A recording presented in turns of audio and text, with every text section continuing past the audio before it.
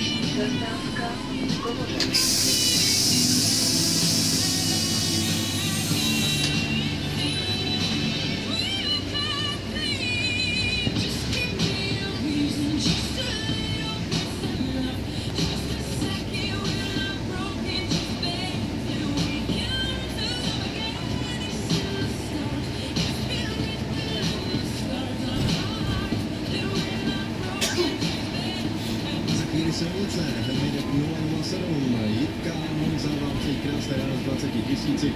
Zdravíme také Míru do třetí Česky s 2, do Olomouce Lídu má 4 a z Přerova Kamioňák Budišťák hlásí 2 stupínky.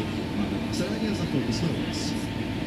Víte, co jsou to svěřenské fondy a jak je lze využít pro rozvoj vašeho podnikání? Můžete pomocí nich motivovat zaměstnance, jaké uplatnění mohou mít v českých podmínkách a jaké se na ně vztahují daně. Vše o svěřenských fondech čtěte v dnešních Hospodářských novinách. Hospodářské noviny. Každý den s náskupem. Staňte se dopravním agentem Rádia Impuls. Volejte dopravu 0 číslo 605 222 007. Tohle jsou naši dopravní agenti.